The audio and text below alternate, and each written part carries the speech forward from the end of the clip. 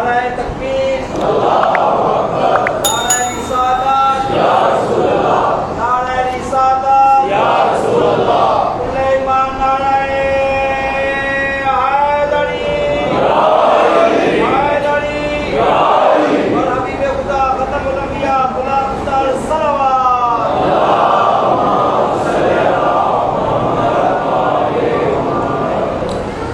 تمام عوام سے التماس سے شہدائے ملت جعفریہ کی بلندی درجات کے لیے صدر اسلام سے آج تک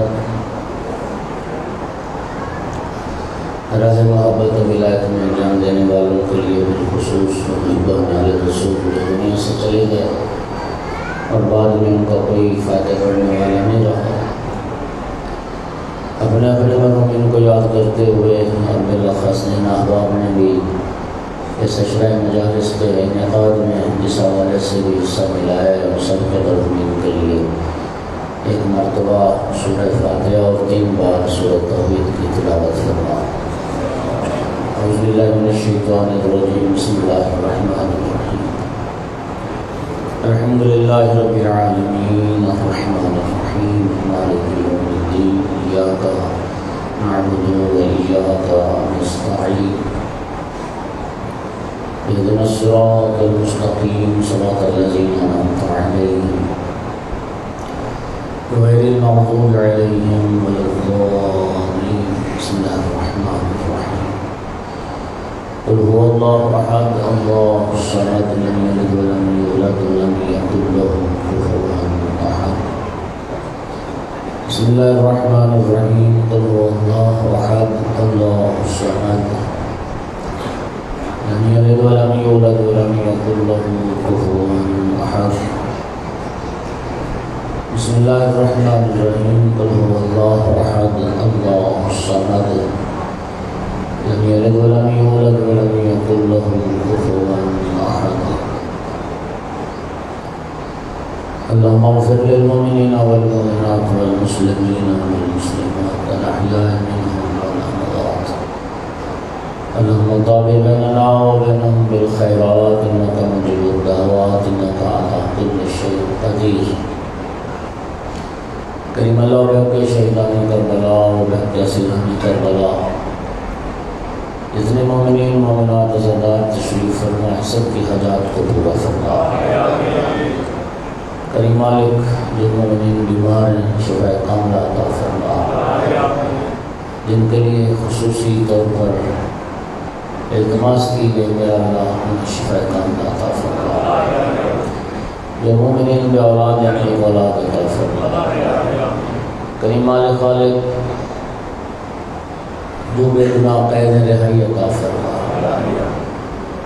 جو جوان نوکری کاروبار روزگار میں باعزت روزگار عطا فرما، کریم اللہ ہم سب محتاج ہیں، تیری ذات غنی مطلق ہے، محمد و آل محمد کے صدقے میں ہم سب کی حاجات پوری فرما۔ پیغام کربلا مقصد شہادت امام حسین علیہ السلام سمجھنے کی اور اس پر عمل کرنے کی توفیق عطا فرما۔ اے کریم اللہ ہمیں ہماری اولاد کو، اولاد کی اولاد کو اور قیامت تک آنے والی ہماری نسلوں کو مولا علی علیہ السلام کا بہترین شیعہ بنا، مولا حسین علیہ السلام کا بہترین عزادار بنا، والی کربلا کی زیارت نصیب فرما، بار بار نصیب فرما، آخرت مولا حسین علیہ السلام کی شفاعت نصیب فرما، قیامت کے دن سید الشہداء کے غلاموں میں سے ہمیں محشور فرما، عزاداری کی اور عزاداروں کی حفاظت فرما، دشمنان عزا کو ان کے ناپاک ارادوں میں ناکام فرما، وارث عزا یوسف زہرا امام صاحب العصر علیہ السلام کے ظہور میں تعجیل فرما، حضرت حجت کے حامیان و ناصران نوکران و منتظران سے ہمارا شمار فرما، ربنا تقبل منا انك انت السميع العليم وتب علينا فانك انت التواب الرحيم بجاہ محمد وآل الطاہرین قبولیت دعا کے لیے بلند صلوات۔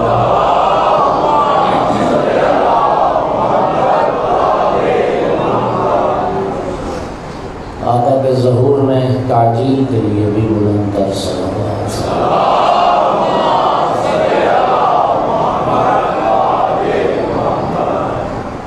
اعوذ باللہ من الشیطان اللعین الرجیم، بسم اللہ الرحمن الرحیم۔ الحمدللہ رب العالمین والعاقبۃ للمتقین والجنة للمؤمنین والنار للمنافقین۔ الحمدللہ الذی جعلنا من المتمسکین ولایت علی بن ابی طالب واولاده المعصومین۔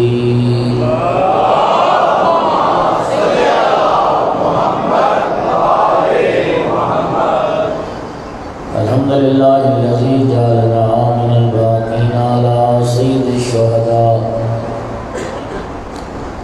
واولاده واصحابہ المظلومین۔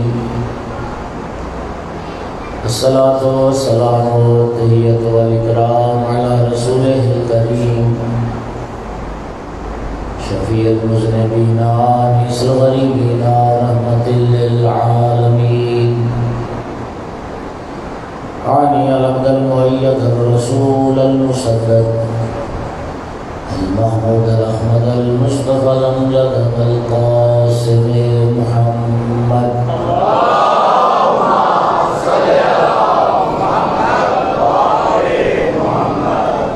ثم الصلاة والسلام والتحية والإكرام على آل الطيبين الطاهرين المعصومين المنتجبين المنتخبين المظلومين، واللعنة الدائمة على أعدائهم الملعونين من يوم عداوتهم إلى قيام يوم الدين وبعد يوم الدين، أما بعد،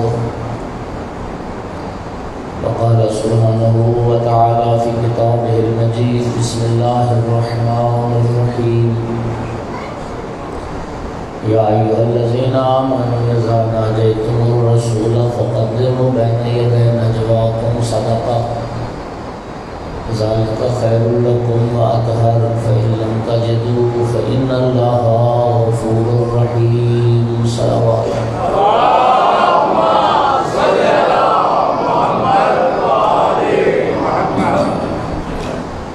سورہ مبارکہ مجادلہ 12 نمبر آیت، آیت نجوہ۔ اس کے ذیل میں سلسلہ گفتگو جاری ہے۔ سلسلہ کلام یہاں تک پہنچا کہ حضرت عبداللہ بن عمر فرماتے ہیں یہ ساری دنیا سرخ ہونٹوں سے بھر جائے۔ آج تھوڑی سی کیفیت اچھی نہیں ہے آواز کی۔ یہ ساری دنیا سرخ بالوں والے ہونٹوں سے بھر جائے اور وہ سارے مجھے دے دیے جائیں، اس سے مجھے زیادہ محبوب تھا کہ ان فضیلتوں میں سے کوئی ایک مجھے مل جاتی تو اللہ نے مولا علیہ السلام کو 3 عطا فرمایا۔ پہلی فضیلت تزویجہ بفاطمہ صلوات اللہ۔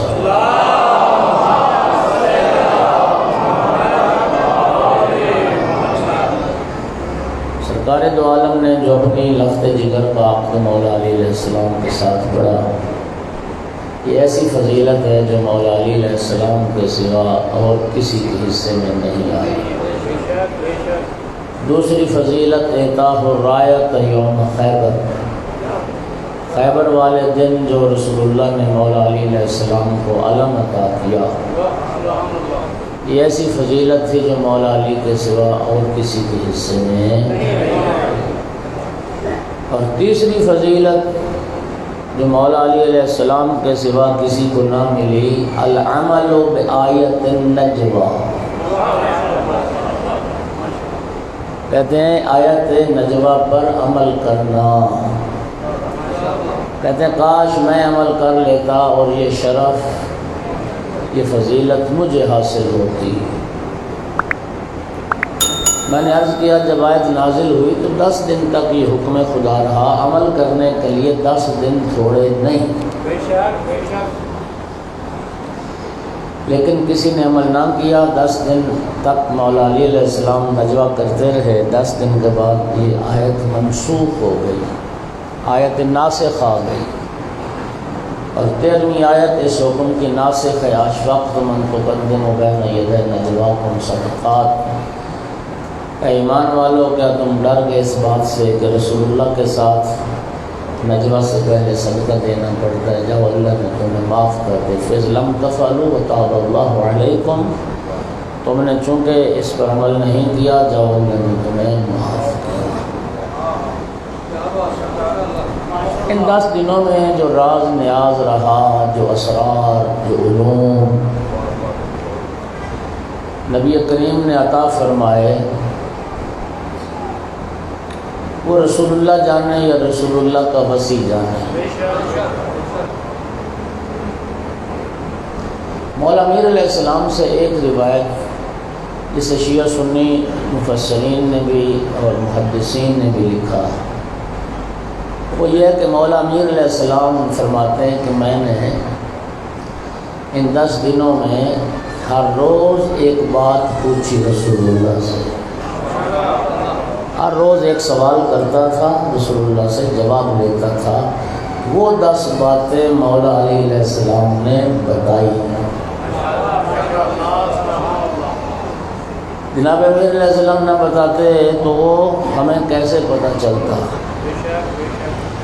تو انشاءاللہ میں آج سے شروع کرتا ہوں کہ مولا امیر المومنین نے کیا پوچھا اور سرکار نے کیا جواب دیا۔ مولا علی نے پیسے خرچ کر کے یہ باتیں سیکھی ہیں۔ تو چلو آپ بھی، وہ بھائی اعلان کر رہے تھے کل، تو سارے معاملات اسی طرح مدد سے چلتے ہیں۔ خود اسلام کی تحریک بھی کامیاب نہ ہوتی اگر جناب خدیجہ مدد نہ کرے۔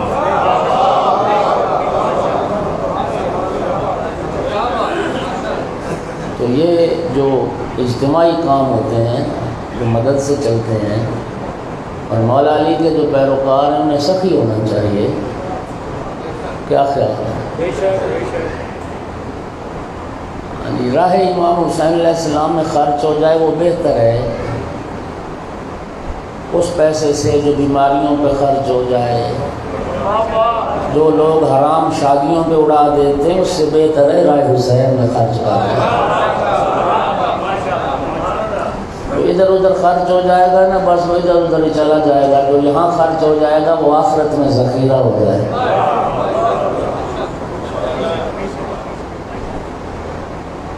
آپ یوں ہی سمجھیے گا کہ ہم نے بھی وہ 10 باتیں سیکھنے کے لیے خرچ کیا ہے۔ صلوات پڑھو ذرا سارے۔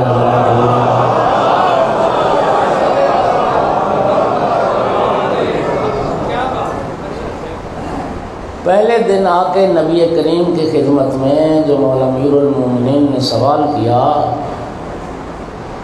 وہ سوال یہ تھا، یا رسول اللہ مل وفاء، یا رسول اللہ وفا کیا ہے؟ یا رسول اللہ وفا کیا ہے؟ وفا کی حقیقت کیا ہے؟ وفا کسے کہتے ہیں؟ یہ کسی جو عام لوگوں کی بات نہیں ہو رہی، یہ حبیب خدا کا جواب ہے جو سنانے لگا، اور سوال مولا علی علیہ السلام کا ہے۔ یہ دنیا کے عام کسی شاعر کی تو بات نہیں ہے۔ وفا کا پتہ چلے گا تو پھر وفادار کا بھی پتہ چلے گا، وفا معلوم ہوگی تو پھر وفادار بھی معلوم ہوگا۔ یا رسول اللہ وفا کیا ہے؟ جواب سنیے، سرکار نے فرمایا شہادت اللہ الہ الا اللہ۔ حقیقت وفا توحید کی گواہی ہے، حقیقت وفا کلمہ توحید ہے۔ اس بات کی گواہی دینا کہ اللہ کے سوا کوئی لائق عبادت نہیں ہے، یہ حقیقت ہے۔ توجہ ہو گئی حضرات؟ کلمہ توحید لا الہ، گواہی کس بات کی؟ کہ اللہ کے سوا کوئی اور معبود نہیں، لائق عبادت نہیں الا اللہ، صرف اللہ کی ذات ہے جو لائق عبادت ہے۔ سامعین گرامی، یہ کلمہ توحید رسول اللہ نے فرمایا خیر العبادت قول لا الہ الا اللہ، بہترین عبادت یہ لا الہ الا اللہ کا کلمہ ہے۔ بہترین عبادت یہ لا الہ الا اللہ کا کلمہ ہے، اور یہ وہ کلمہ ہے کہ نبی کریم کی بلکہ تمام انبیاء کی جو پہلی دعوت تھی، پہلا پیغام تھا اپنی اپنی امت کے لیے، وہ پیغام توحید تھا۔ وہ پیغام توحید ہے۔ نبی کریم صلی اللہ علیہ وآلہ وسلم نے بھی یہی فرمایا۔ اب مومنین آخر تک میرے خیال میں بیچارے تنگ ہو رہے ہیں، یہاں آگے تھی تو صحیح جگہ 5-10 بندے آ تو سکتے ہیں، تھوڑا کر کے تھوڑی سی نا سخاوت کریں، ایک اچھا سا کھلا وسیع بارگاہ بنائیں۔ اگر سلسلہ اعضاء، میرا یہ دعویٰ ہے کہ قوم شیعہ کا ایک بھی فرد جب تک زندہ رہے گا مجلسیں ہوتی ہیں۔ تو بھائی جس طرح ہماری باقی ضروریات ہیں نا، ہمیں رہنے کو گھر چاہیے، اسی طرح میرے بھائی ہماری جو مذہبی ضروریات ہیں ان کی تامین کے لیے ہمیں عزا خانہ چاہیے، تو اچھا چاہیے۔ اللہ پاک آپ کو اتنا وسیع رزق دے کہ پورے شیخ و پورا چھوڑ پورے پاکستان میں ایسی بارگاہ نہ ہو جیسی آپ بنائیں، لیکن گلہ نڑ نہیں بننے، گلہ نڑ عمل نہ۔ انشاءاللہ راہ حسین میں خرچ کرو گے اضعافاً مضاعفہ، ایک ایسی بارگاہ بنائے نا، پھر 15-20 ایسی لگائیں، پھر پرواہ ہی نہ ہو گرمیوں میں آئے محرم یا اصل جذبہ ہونا چاہیے، جذبہ ٹھنڈا نہ پڑے۔ ہاں جی، مولا حسین سے اگر وہ کہتے ہیں نا گنتی شروع کر دو گے کہ کٹھے 1000 روپے کی رسید کٹوا دیے، تو 1000 روپے سے تو بارگاہیں نہیں بنتے۔ اتنے جو بلند اہداف ہیں وہ اس طرح حاصل نہیں ہوتے کہ 100 روپے اور 500 روپے اور 1000 روپے کی رسید کٹوا دی۔ دل کھلا کرو، پھر دیکھو مولا کا کرم ہوگا انشاءاللہ۔ چونکہ یہ جگہ ظاہر ناکافی ہے، سچی بات ہے، ہر بندہ ذرا سکون سے بیٹھنا چاہتا ہے، آرام سے بیٹھنا چاہتا ہے۔ اگر آپ کی جگہ بارگاہ کی اچھی ہو، میں دعوے سے کہہ سکتا ہوں آپ کا مجمع 2 گنا ہو جائے گا۔ خواتین کے لیے بھی مناسب جگہ ہو، مردوں کے لیے بھی مناسب جگہ ہو، انشاءاللہ اللہ تعالیٰ آپ کا مددگار ہوگا۔ آپ تھوڑی سی ہمت کریں گے انشاءاللہ۔ ایک صلوات پڑھو ذرا سارے۔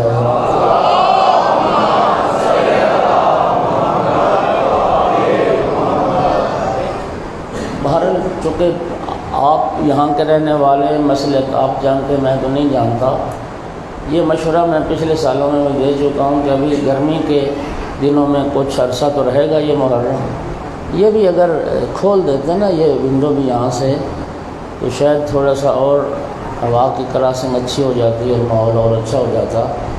پتہ نہیں وہ کیوں نہیں کھولا جا رہا، اسی طرح کھول کے نا ادھر بھی ایک ونڈو لگا دیں، تو جب مجلس ہوئی تو کھول دیا، ذرا ہوا کی کراسنگ اچھی ہوگی انشاءاللہ۔ جب تک نئی بارگاہ کے پیسے آپ جمع نہیں کرتے اس وقت تک تو اسی کو ظاہر ہے آپ چلائیں گے۔ ایک صلوات ظاہر پڑھیے بلند آواز۔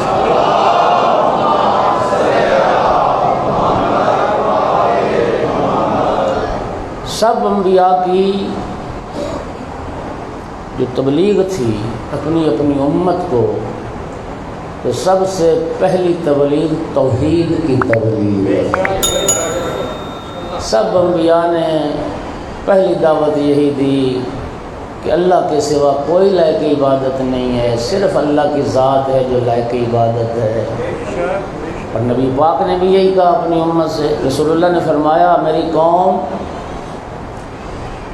قوم کوئی بھی ہادی راہبر اپنی قوم کے لیے اس سے بہتر تحفہ نہیں لایا جو میں تمہارے لیے لایا۔ دین اسلام سے بڑھ کے یار اور خوبی کیا ہو سکتی ہے؟ توجہ کر رہے ہیں نہیں کر رہے؟ نبی کریم کے پاس بعض مسلمانوں نے اظہار کیا، کافر مشرک جب انہوں نے اسلام قبول کر لیا، کلمہ پڑھ لیا، تو انہوں نے نبی پاک پر احسان جتلایا، یا رسول اللہ ہمارا احسان ہے، ہم نے آپ کا کلمہ پڑھ لیا۔ اللہ پاک نے قرآن میں آیت نازل کی، قُلْ لَا تَمُنُّوا عَلَيَّ إِسْلَامَكُمْ بَلِ اللَّهُ يَمُنُّ عَلَيْكُمْ أَنْ هَدَاكُمْ لِلْإِيمَانِ۔ محبوب ان لوگوں سے کہہ دو، ان نو مسلموں سے، کہ تم نے کلمہ پڑھ کر مجھ پر کوئی احسان نہیں کیا، اللہ نے تم پر احسان کیا۔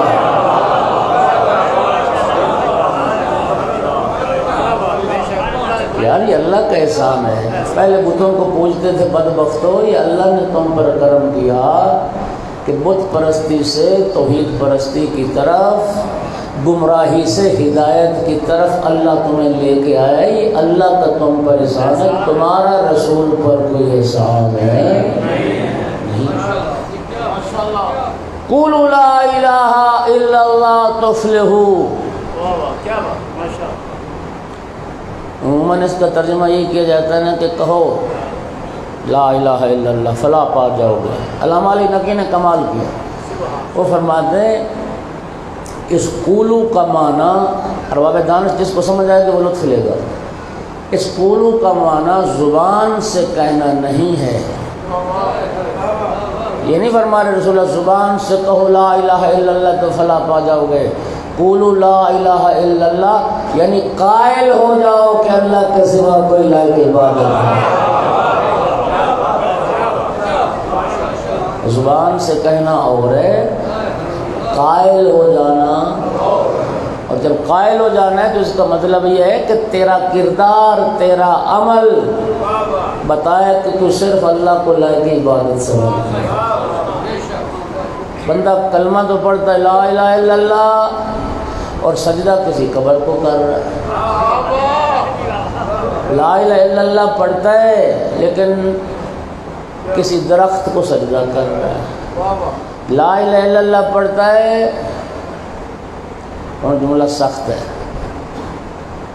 لا الہ الا اللہ پڑھتا ہے اور سر اس کا جھکا ہوا ہے کسی پیر کے قدموں۔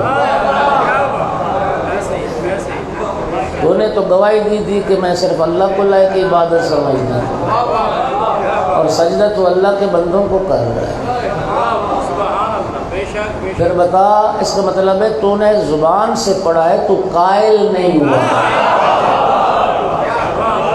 اگر تو قائل ہوتا نا کہ اللہ کے سوا کوئی لائق عبادت نہیں ہے تو پھر تو اپنے عمل اور کردار سے بھی کسی اللہ کے غیر کو لائق سجدہ نہ سمجھتا۔ بات سمجھ آ رہی ہے؟ اور میرے بھائیوں، اللہ کے غیر کو سجدہ جائز نہیں ہے۔ علم ہو، ذوالجناح ہو، پیر ہو، قبر ہو، درخت ہو، شجر ہو، بت ہو، ہم چپ کر گئے۔ ہم گھر دی گل آئی ہے نا، لا الہ الا اللہ جو گواہی دے اپنے عمل سے، کردار سے کہ اللہ کے سوا کوئی لائق عبادت نہیں، وہی حقیقی وفادار ہے۔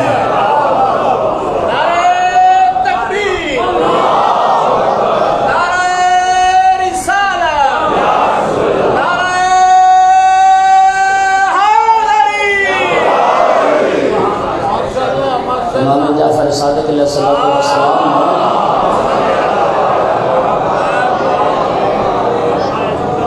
نعمان بن ثابت سے پوچھا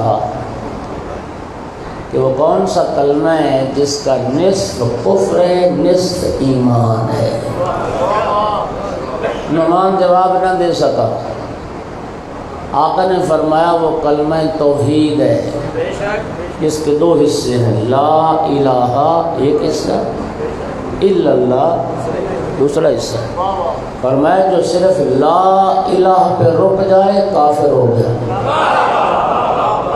اور جس نے لا الہ کے بعد پھر الا اللہ پڑھا وہ مومن ہو گیا۔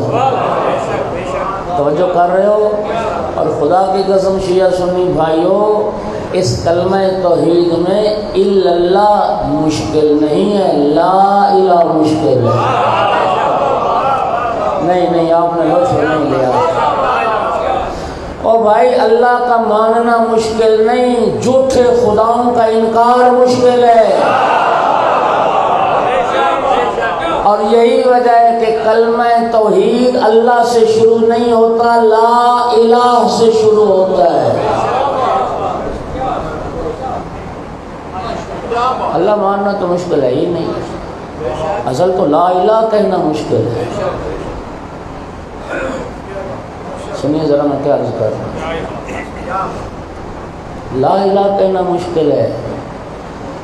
اگلی بات کرنے لگو آپ حیران ہو جائیں گے۔ مکہ کے مشرک اور کافر اللہ کو مانتے تھے، آپ کی حیرانی بجائے قرآن سے دلیل دے تو اللہ کو مانتے تھے۔ قرآن پاک میں 3 آیات ہیں، تھوڑے تھوڑے لفظوں کے اختلاف کے ساتھ، ایک آیت پڑھتا ہوں۔ اللہ فرماتا ہے وَلَئِن سَأَلْتَهُم مَّنْ خَلَقَ السَّمَاوَاتِ وَالْأَرْضَ، میرا محبوب اگر آپ ان مکہ کے مشرکین سے سوال کریں کہ ارض و سما کا خالق کون ہے، زمین و آسمان کو کس نے پیدا کیا، لَيَقُولُنَّ اللَّهُ، بڑی محبت کلام ہے، ضرور بر ضرور مشرک کہیں گے کہ زمین و آسمان کو اللہ نے پیدا کیا۔ عجیب بات ہے، اللہ کو مانتے ہیں پھر بھی مشرک۔ اللہ کو مان کے بھی بندہ مشرک ہوتا ہے؟ ہاں ہوتا ہے، جب اللہ کو بھی مانے ساتھ 360 اور بھی مانے۔ ان کی مشکل یہ تھی کہ وہ اللہ کو بھی مانتے تھے، اللہ کے ساتھ اور بھی بت ان کے خدا تھے وہ ان کو بھی مانتے تھے۔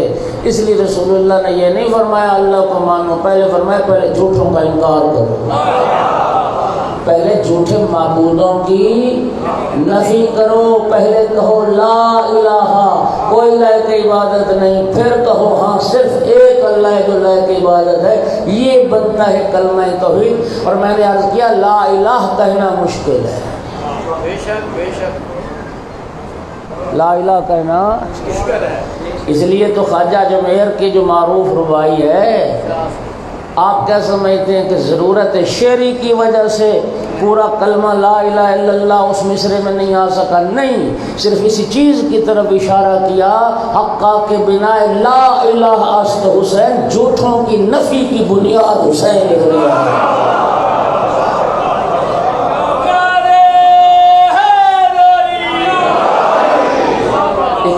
اقبال نے بھی تو یہی کہا، ان کے زیر تیغ گوید لا الہ، ان کے از خونش بے روید لا الہ، ان کے بخشت بے یقین را یقین، ان کے لرزت از سجود او زمین۔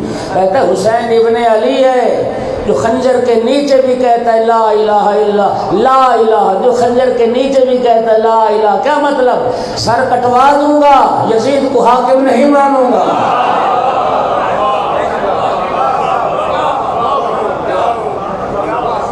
دنیا کہتی ہے کہ شیعوں نے تبرہ اور تولا کہاں سے نکالا؟ یہ تبرہ اور تولا یہ دونوں چیزوں پر مشتمل ہے کلمہ توحید۔ لا الہ تبرہ ہے، الا اللہ تولا ہے۔ یہ کلمہ توحید بتا رہا ہے سچا مانا نہیں جا سکتا جب تک جھوٹوں کا انکار نہ کیا جائے، سچا مانا نہیں جا سکتا جب تک جھوٹوں پر لعنت کی جائے۔ یہ نہیں ہوتا کہ ہم اہل بیت کو بھی مانتے ہیں،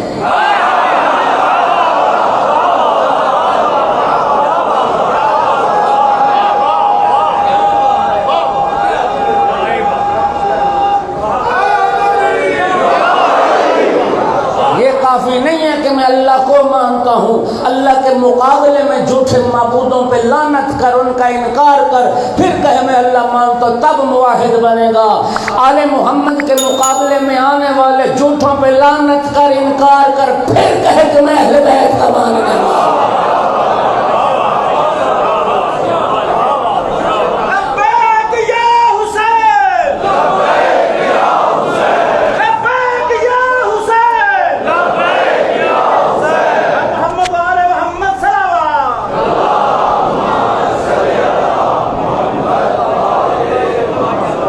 یہ کوئی معمولی بات ہے؟ رسول اللہ فرما رہے ہیں ثمن الجنت لا الہ الا اللہ، جنت کی قیمت یہ کلمہ لا الہ الا اللہ ہے۔ خالہ جی کا واڑا ہے، بس زبان سے کہہ دیا لا الہ الا اللہ، زبان سے کہہ بھی دیا لا الہ تو کیا حاصل، دل و نگاہ مسلمان نہیں تو کچھ بھی نہیں،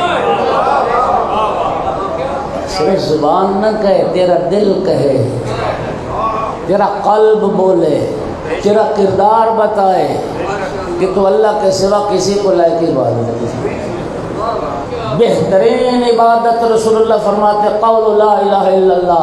اور اگلا جملہ بھی سنو، آقا کی موت پر حدیث ہے، فرمایا من قال لا الہ الا اللہ مخلصا دخل الجنہ، جس نے صدق دل سے خلوص کے ساتھ توحید کا اقرار کر لیا، خلوص کے ساتھ پڑھ لیا لا الہ الا اللہ، دخل الجنہ۔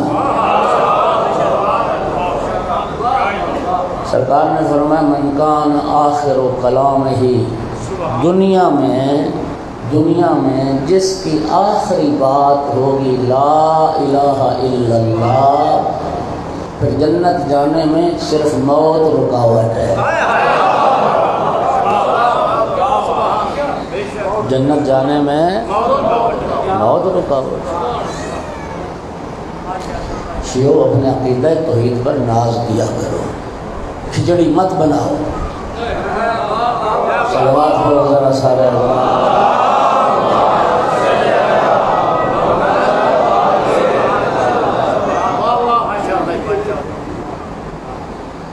امام رضا علیہ السلام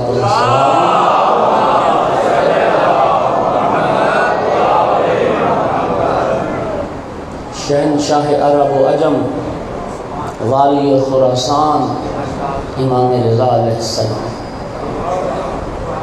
آقا جب شہر نیشا پور میں پہنچے تھے، آقا کی سواری 24,000 افراد، فضلاء، علماء، محدثین،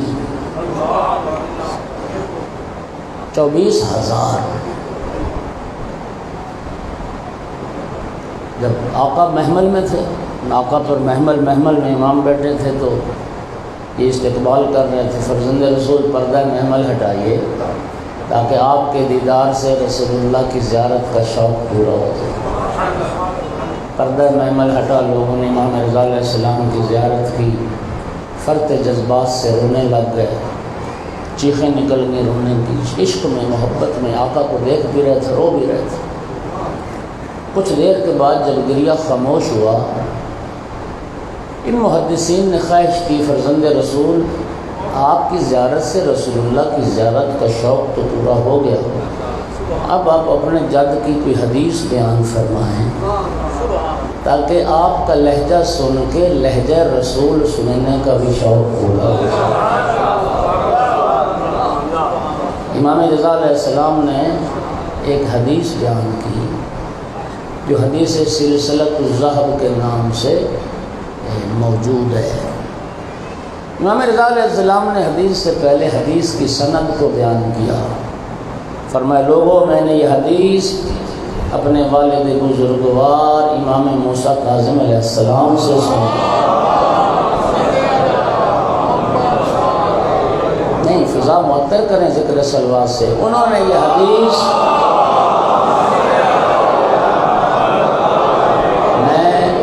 امام نے سند پہلے سند بیان کی نا، سند بولتا جاؤں گا درود پڑھتے جائیے گا، انہوں نے یہ حدیث اپنے والد گرامی امام جعفر صادق علیہ السلام، انہوں نے یہ حدیث اپنے والد بزرگوار امام محمد باقر علیہ السلام سے، انہوں نے یہ حدیث اپنے والد والد بزرگوار امام زین العابدین علیہ السلام سے انہوں نے یہ حدیث اپنے والد بزرگوار امام حسین علیہ السلام سے سنی، انہوں نے یہ حدیث اپنے والد بزرگوار امیر المؤمنین علی ابن ابی طالب علیہ السلام سے سنی، انہوں نے یہ حدیث ختمیہ مرتبت محمد مصطفیٰ صلی اللہ علیہ وآلہ وسلم سے سنی۔ سرکار دو عالم نے یہ حدیث جبرائیل علیہ السلام سے لی، جبرائیل نے لوح سے لی، لوح نے قلم سے لی، قلم نے اللہ سے لی۔ ابھی حدیث بیان نہیں ہوئی، ابھی حدیث کی سند بیان ہوئی۔ یہ سلسلہ ضرب سلسلہ زنجیر کو کہتے ہیں، ضرب سونے کو کہتے ہیں، سونے کی ایک خالص زنجیر، ہر کڑی خالص۔ یہ واحد حدیث ہے جس میں ہر راوی معصوم ہے، ہر مروی عنہ معصوم ہے، جس میں غیر معصوم کا دخل ہی نہیں ہے، اس لیے اس کو حدیث سلسلہ ضرب کہتے ہیں۔ امام احمد ابن حنبل کہتا ہے لو قرئ ھذا الاسناد علی المجنون لافاقا، کہتا ہے اس حدیث کی یہ سند اتنی عظیم ہے کہ یہ پڑھ کر کسی دیوانے پر دم کر دو، کسی پاگل پر دم کر دو، وہ مجنون اور دیوانہ نہ رہے، دنیا کا عقل مند ترین انسان ہو جائے اگر یہ سند پڑھ کے دم کر دے۔ لوح نے قلم سے، قلم نے اللہ سے۔ اللہ رب العزت فرماتا ہے کلمۃ لا الہ الا اللہ حسنی، اللہ فرما رہا ہے یہ لا الہ الا اللہ کا جو کلمہ، کلمہ توحید، یہ میرا قلعہ ہے۔ من قال لا الہ الا اللہ، جس نے پڑھ لیا کلمہ توحید لا الہ الا اللہ، وہ میرے اس قلعے میں داخل ہو گیا، اور جو میرے قلعے میں آ جائے گا وہ میرے عذاب سے محفوظ ہو جائے گا۔ کتنی حدیث امام رضا علیہ السلام نے بیان فرمائی۔ ناقہ نے 2 قدم اٹھائے، پھر ناقہ رکا، فرمایا ایھا الناس بشرطها وشروطها وانا من شروطها، لوگوں ایک یاد رکھنا یہ کلمہ توحید اللہ کے عذاب سے محفوظ رکھنے اور بچانے کے لیے قلعہ ضرور ہے، لیکن اس کلمہ توحید کی کچھ شرائط ہیں، اور ان میں سے ایک شرط میری ولایت و امامت کا اقرار کرنا ہے۔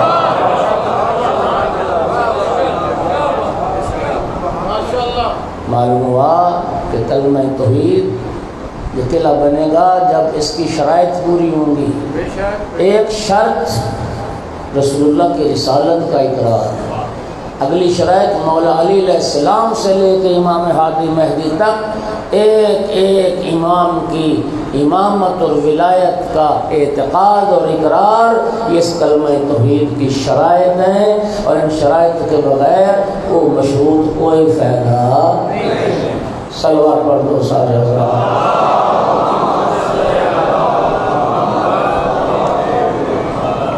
وفا کیا ہے؟ شہادت اللہ الہ الا اللہ۔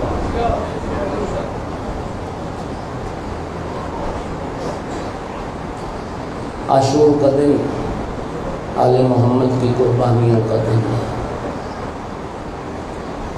سامعین گرامی، یہ ساری قربانیاں مولا حسین علیہ السلام اللہ کی بارگاہ میں پیش کر چکے۔ شہنشاہ وفا حضرت عباس علمدار علیہ السلام آقا کی خدمت میں آئے، آقا مجھے بھی اذن جہاد دیجیے۔ آپ جانتے ہیں مولا عباس علیہ السلام کربلا کے وہ واحد شہید ہیں جنہیں مولا علی علیہ السلام نے اللہ سے مانگا ہی کربلا کے لیے تھا۔ مولا عباس مولا علی علیہ السلام کی تمنا کا نام ہے، مولا علی علیہ السلام کی چاہت کا نام ہے۔ رب سے بیٹا مانگا تھا، اے اللہ مجھے ایک ایسا بہادر اور شہسوار بیٹا عطا کر جو کربلا میں رسول کے بیٹے پر میری طرف سے جان قربان کر۔ آقا مجھے اذن جہاد دیجیے۔ مظلوم کربلا نے فرمایا جملہ سننا، یا عباس انت قبش کتیبتی وحامل لوائی، عباس تو میرے لشکر کا سپہ سالار ہے، تو میرے علم کا اٹھانے والا ہے۔ اذا مضیت فتفرق عسکری، یہ پاس کیسے اجازت دوں، تو چلا جائے گا تو میرا لشکر ختم ہو جائے گا۔ آپ شہداء کی ترتیب سے واقف ہیں۔ آخری قربانی شہادت کربلا میں مولا حسین علیہ السلام کی شہادت ہے۔ کل بھی عرض کیا، مولا حسین علیہ السلام کی شہادت سے کچھ لمحات پہلے امام حسن علیہ السلام کا 11 سال کا بیٹا عبداللہ ابن حسن مولا حسین علیہ السلام کی گود میں شہید ہوا۔ جناب عبداللہ ابن حسن سے جو پہلے شہادت ہے وہ شہزادہ علی اصغر کی شہادت ہے، اور شہزادہ علی اصغر سے جو پہلے شہادت ہے وہ مولا عباس علیہ السلام کی شہادت ہے۔ علماء نے اس جملے کی وضاحت کی، اصحاب تو پہلے مارے گئے، انصار مارے گئے، بھائی شہید ہو گئے، بھتیجے شہید ہو گئے، بھانجے شہید ہو گئے، مولا حسین نے یہ کیوں فرمایا عباس تو چلا جائے گا تو میرا لشکر ختم ہو جائے گا؟ علماء فرماتے مولا حسین کا یہ جملہ بتاتا ہے کہ مولا حسین اکیلے عباس کو لشکر سمجھتے ہیں، اکیلے عباس کو لشکر سمجھتے ہیں۔ ازادار و روایت کا ذمہ دار ہوں۔ محققین کہتے ہیں کہ کربلا میں لشکر یزید کی تعداد 30,000 ہے، اگرچہ اور روایتیں ہیں، اختلاف ہے، لیکن محققین کہتے ہیں 30,000 ہے، اور 30,000 کا لشکر یکبارگی نہیں آیا ہے۔ سب سے پہلے حر 1,000 کا دستہ لے کے پہنچا، پھر 3 محرم کو عمر ابن سعد آیا 4,000 کا دستہ لے کر۔ عمر ابن سعد نے پھر پیغام بھیجا ابن زیاد کو اور سپاہ بھیجی جائے، پھر ایک 2,000 کا دستہ آیا، پھر پیغام بھیجا اور سپاہ بھیجی جائے، پھر ایک 3,000 کا دستہ آیا، اور ابن زیاد نے کہا عمر ابن سعد تو جو بار بار سپاہ کا تقاضا کر رہا ہے مجھے بتا تو صحیح حسین کا لشکر کتنا بڑا لشکر ہے۔ اس وقت عمر ابن سعد نے کہا تھا حسین کا لشکر تو کوئی بڑا لشکر نہیں ہے، 72 افراد ہیں ولیکن فیہم عباس، حسین کا لشکر تو کوئی بڑا نہیں ہے لیکن حسین کے لشکر میں ایک عباس اجرکم علی اللہ۔ کربلا میں ایک خیمہ مخصوص تھا جس میں مشکیزیں رکھے جاتے تھے پانی کے۔ عاشور کا دن آیا نا، جناب سکینہ نے چچا عباس کا ہاتھ پکڑا، اس خیمے میں لے کے آئی جہاں مشکیزیں رکھے جاتے تھے۔ مولا عباس نے کیا دیکھا، چھوٹے چھوٹے بچے منہ کے بل، شکم کے بل مشکیزوں پر لیتے ہوئے، اور العطش العطش کی آواز، ہائے پیاس ہائے پیاس، چچا ہماری پیاس اور غربت پر ترس کھائیں۔ فرمایا سکینہ بیٹی تمہارے بابا اجازت نہیں دیتے۔ بابا، چچا بابا سے پانی لانے کی اجازت میں لے دیتے۔ جناب سکینہ نے خالی مشکیزہ اٹھایا اور آقا عباس کے علم کے ساتھ باندھ دیا۔ چچا کو لے کے بابا کہے بابا بابا بھائی علی اصغر پیاسا، بچے پیاسے، چچا کو پانی لانے کی اجازت ہے۔ مظلوم کربلا نے پانی لانے کی اجازت دے دی، لیکن فرمایا عباس فرات کی طرف جانے سے پہلے خیموں میں جاؤ، اہل حرم کو ودا کر لو، بہنوں کو سلام کر۔ ودا کے لیے جب آقا عباس خیمے میں آئے، آقا زادی زینب کے خیمے میں جب آئے، میری آقا زادی نے فرمایا عباس تھوڑی دیر کے لیے میرے سامنے بیٹھ، بڑی مدت سے ایک بات زینب کے دل میں ہے اور آج وہ بات تم سے کرنا چاہتی ہوں۔ میں آقا تیری وفا اور ادب سے قربان جاؤں، اس طرح نمازی تشہد میں بیٹھتا ہے، یوں دو زانو ہو کہ آقا زادی کے سامنے سر جھکا کے بیٹھے۔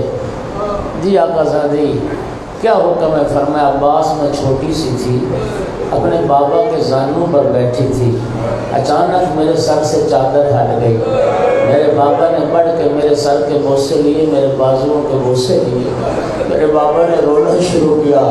میں نے پوچھا بابا کیا ہوا، آپ روتے کیوں ہیں؟ فرمایا زینب بیٹی مجھے ایک وقت رلا رہا ہے، زینب بیٹی ایک وقت آئے گا تیرے سر پر یہ ردا سلامت نہ رہے گی، تیرے سر سے چادر چھین لی جائے گی، تیرے ہاتھوں میں رسیاں پہنا دی جائیں گی۔ عباس میں اس وقت سے سوچتی رہی جس بہن کے 18 بھائی ہو، اس بہن کی چادر کی طرف کوئی اشارہ بھی کر سکتا ہے۔ عباس اب تو جا رہا ہے، زینب کو یقین ہو گیا اب یہ رلا سلامت نہ رہے گی۔ اجرکم علی اللہ، اجرکم علی اللہ۔ جاؤ عباس، تمہارا بھی خدا حافظ، ہمارا بھی خدا حافظ۔ شہنشاہ وفا نے علم لیا، خالی مشکیزہ لیا، آقا نے تلوار لی، فرات کی طرف چلے۔ 4000 کا لشکر فرات گھاٹ پر متعین۔ علی کے شیر نے، علی کے لال نے، اکیلے عباس نے 4000 کے لشکر سے فرات کا گھاٹ خالی کروایا۔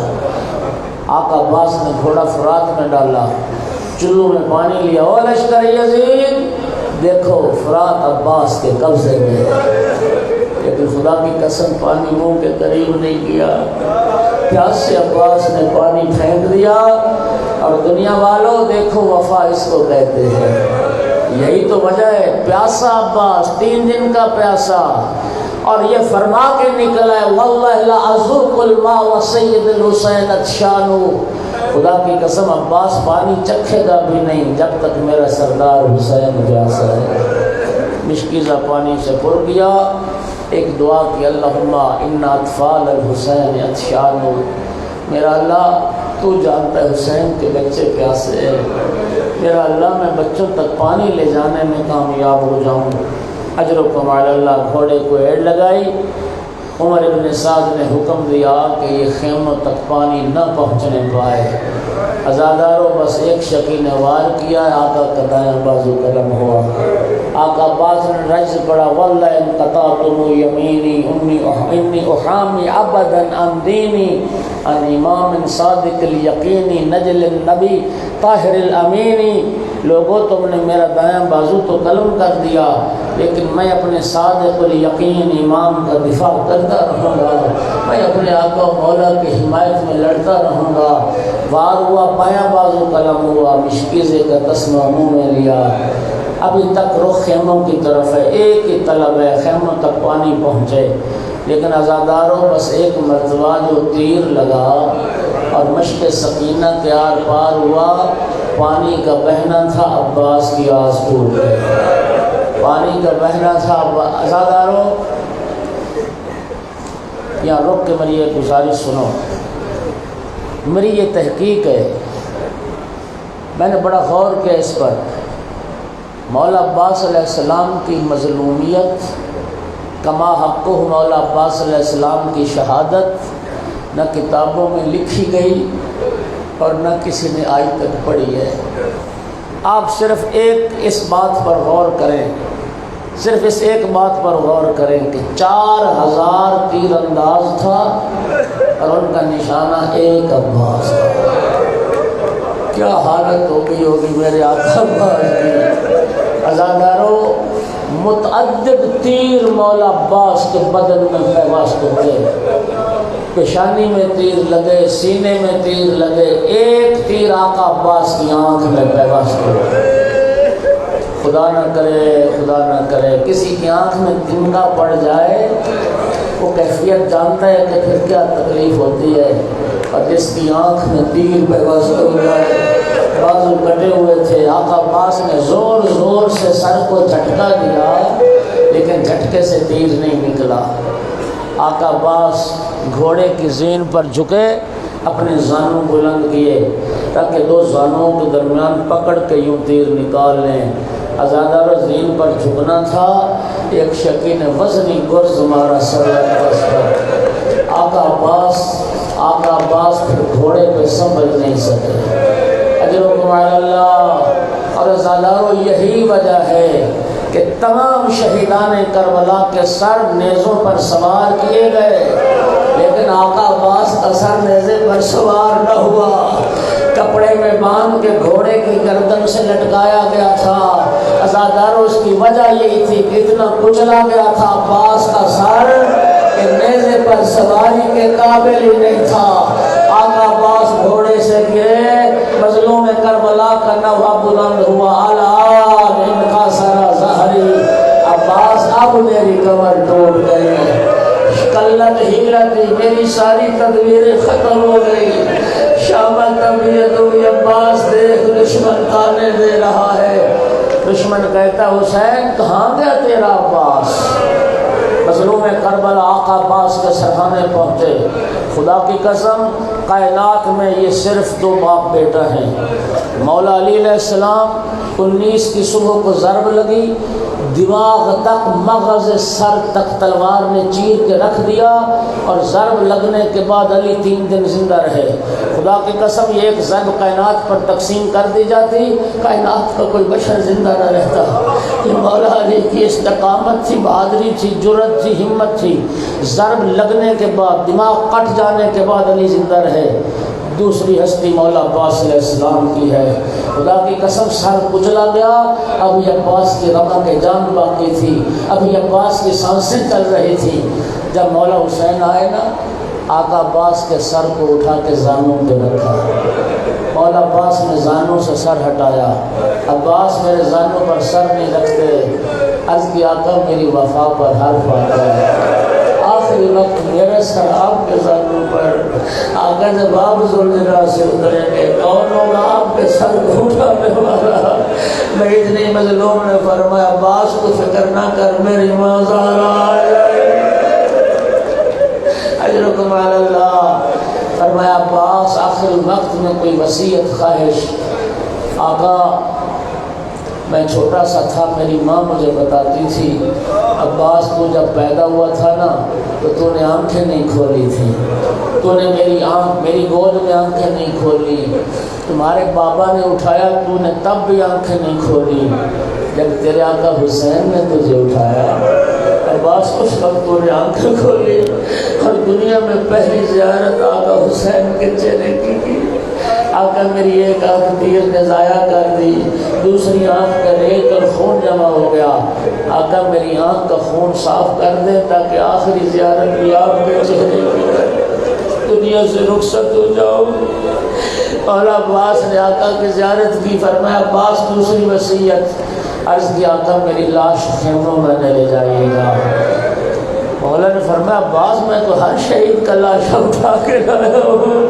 تیری لاش کیوں نہ لے جاؤں سنو گے عرض کی انی مستعین من ابنت کا سکینہ آقا مجھے سکینہ سے حیات دے میں سکینہ سے پانی کا وعدہ کر کے آیا تھا پانی نہ پلا سکا آخری ہچکی لی مولا عباس ہے امام حسین علیہ السلام کا نوحہ شروع ہوا الیوم نامت عین بقلم تنم تسحرت اخرى وعز منامها عباس تیرے خوف سے جو آنکھیں نہ سوتی تھی آج کے بعد سو جائیں گی اور جو آنکھیں تیرے سہارے سویا کرتی تھی آج کے بعد تیری بہنوں کو نیند نہ آئے گی عزادارو علم اور خالی مشکیزہ اٹھایا مظلوم کربلا خیموں کی طرف چلے ادھر خیموں میں کیفیت کیا ہے جناب سکینہ چھوٹے چھوٹے بچوں کو جمع کر کے یعنی بچوں اب تمہاری پیاس بجھ جائے گی اب تم پیاسے نہ رہو میرا چچا آنے والا ہے ایک مرتبہ دور سے علم نظر آیا بچوں وہ دیکھو میرے چچا آ رہے پانی لے کے لیکن عزادارو علم آیا علمدار نہ آیا دوڑ کے بابا کے دامن سے لبھنے یاوت حلق علم بے امی العباس بابا میرے چچا عباس کی کوئی خبر ہے فرمایا سکینہ بیٹی تیرا چچا فرات کے کنارے بازو کٹوا کے سو گیا عزادارہ سننا تھا رخ پھر گیا فرات کی طرف اور رو کے کہتی ہے سکینہ چچا ایک مرتبہ واپس آ جاؤ سکینہ زندگی میں پانی نہیں مانگے گی بات میں اب